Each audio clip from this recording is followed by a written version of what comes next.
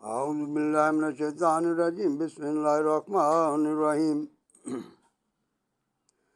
یا ایھا الناس اعبدوا ربکم الذی خلقکم والذین من قبلکم لعلکم تتقون۔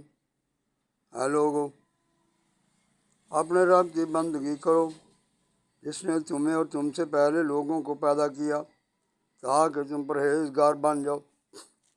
پرہیزگار کا مطلب ہے میرا بیٹا سادے سے لفظوں میں کہ تم بڑھ چڑھ کر نیکی کرنے کی کوشش کرو اور اسی طرح بڑھ چڑھ کر ہی برائی سے دور رہنے کی کوشش کرو۔ یہ سادے لفظوں میں پرہیزگاری ہے۔ تو اللہ تعالیٰ نے پرہیزگاری کی نشانی قرآن پاک کے پہلے سپارے میں ہی فرما دی ہے۔ فرمایا ذالک الکتاب لا ریب فیہ ھدی للمتقین۔ یہ بلند مرتبہ کتاب ہے، اس میں کسی قسم کا شک نہیں اور اس کے اندر ہدایت ہے پرہیزگاروں کے لیے۔ اور پرہیزگار کون ہے؟ فرمایا الذین آمنوا بالغیب ویقیمون الصلاۃ ومما رزقناہم ینفقون، کہ جو اللہ کو دیکھے بغیر ہی ایمان لے آتے ہیں اور 5 وقت کی نماز قائم کرتے ہیں اور اللہ کی دی ہوئی روزی وہ جو کمائی کرتے ہیں اس میں سے اللہ کی راہ میں خرچ کرتے ہیں۔ یہ 2 نشانی ہیں، 5 وقت کا بانمازی ہونا اور اللہ کی راہ میں خوب خرچ کرنا۔ یہ اللہ تعالیٰ فرماتا ہے کہ پرہیزگاروں کی کھلی نشانی ہے۔ تو اس لیے میرا بیٹا کوشش کیا کرو کہ قرآن پاک کی تعلیم حاصل کرو، اس کو زیادہ سے زیادہ پڑھو اور سمجھنے کی کوشش کرو اردو ترجمے سے، بزرگوں کی لکھی ہوئی تفسیروں سے۔ اسی طرح میں نے سیکھا ہے اور آپ بھی کرو، اور انشاءاللہ تعالیٰ اللہ کی پاک ذات آپ کی زندگی میں ایسی برکت ڈالے گا اور آپ بھی کل کو لوگوں کو انشاءاللہ تعالیٰ بفضل خدا جرأت کے ساتھ صاف ایماندار بن کر، بے ایمان نہیں، صاف ایماندار بن کر تم تبلیغ کرو گے۔ لوگوں کی طرح پیسہ نہیں کماؤ گے، اس سے تم تبلیغ کرو گے اللہ کی پاک ذات کے دین اسلام کو پھیلانے کے لیے، جیسے محمد رسول اللہ صلی اللہ علیہ وسلم، صحابہ کرام اور اولیاء کرام نے کیا۔ ایسے انشاءاللہ تعالیٰ آپ کو بھی اللہ تعالیٰ وہ قابلیت دے دے گا، آپ بھی کرو گے۔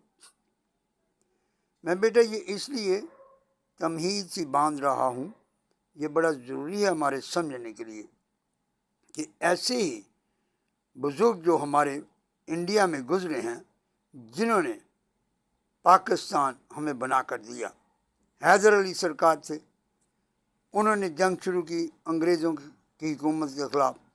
ان کے بیٹے سے سلطان ٹیپو، انہوں نے تقریباً 10 سال کے قریب ان کے ساتھ جنگوں میں حصہ لیا۔ جب حیدر علی فوت ہو گئے تو سلطان ٹیپو نے بہت بڑی فوج تیار کر لی مسلمانوں کی اور انگریزوں کے ہندوؤں کے چھکے چھڑا دیے۔ انگریز بھاگ کر آخر پاکستان چھوڑ گیا۔ اس نے بہت فرقے بنائے ہمارے، پہلے وہابی بنایا، پھر دیوبندی بنایا، پھر مرزائی بنایا، پھر آخر میں 1940 میں اس نے جماعت اسلامی بنائی ہمارے ٹکڑے کرنے کے لیے کہ ہم ایک دوسرے کے خلاف لڑیں۔ انہوں نے ایسی خرابیاں ڈال دیں ان لوگوں کے اندر، یہ جو چار طبقے انہوں نے بنائے تھے۔ پہلے یہودیوں نے انگریز ایران میں ہی یہ شیعہ بنایا ہوا تھا، وہ مختلف قسم کے ٹولے بنا دیے تاکہ یہ آپس میں جھگڑیں دینی طور پر، تاکہ یہ کمزور ہو جائیں جھگڑا کر کے، اور ہم ان کو ایک ایک کر کے ان پر قبضہ کر لیں گے۔ جو انہوں نے پوری کوشش کی لیکن پاکستان بن گیا اللہ کے فضل و کرم سے۔ نبی پاک صلی اللہ علیہ وسلم خود قائد اعظم صاحب کو انگلینڈ میں ملے تھے ان کے کمرے میں، اور انہوں نے حکم دے کر کہا کہ جاؤ مسلمانوں کی مدد کرو، پاکستان بنے گا، میں تیری مدد کروں گا اور اولیاء کرام سے تجھے مدد دلاؤں گا، جاؤ جا کر پاکستان بناؤ۔ تو خوشخبری بھی دے دی، قائد اعظم صاحب آئے۔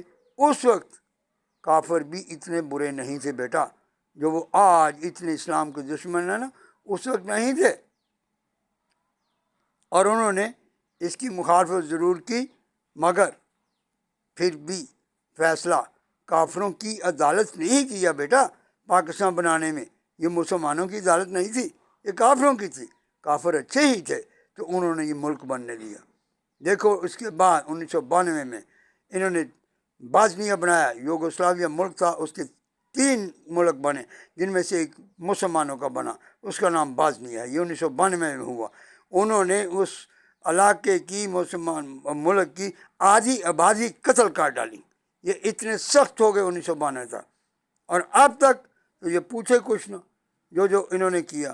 1965 میں دیکھو 600 ٹینک کے ساتھ انڈیا سے انہوں نے ہمارے اوپر حملہ کروا کے پاکستان کو ہڑپ کر لے۔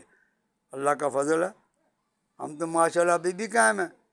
انہوں نے اتنی سرخیاں ڈالی دنیا میں، اور پاکستان 2012 میں ختم ہو جائے گا، اور 2022 میں ختم ہو جائے گا، اور فلاں ہو جائے گا، دھماک ہو جائے گا۔ اللہ کا فضل ہے، ہم تو زندہ ہیں، لیکن کیونکہ یہ مردہ دل ہیں اس لیے زندہ کو دیکھ نہیں سکتے، اور اسی لیے یہ برداشت بھی نہیں کر سکتے۔ لیکن اللہ کی پاک ذات ہے جس کے اندر اتنا زیادہ صبر ہے کہ وہ مشکلات کو دیکھ کر مسلمانوں کی اتنا صبر کرتا ہے، اتنا صبر کرتا ہے کہ آخر موسیٰ لے آتا ہے۔ موسیٰ علیہ السلام کو فرعون کافر کی گود میں پالتا ہے، اور ماشاءاللہ اس کو جوان کر کے اسی کے ہاتھوں اس کو وہ غرق کرتا ہے۔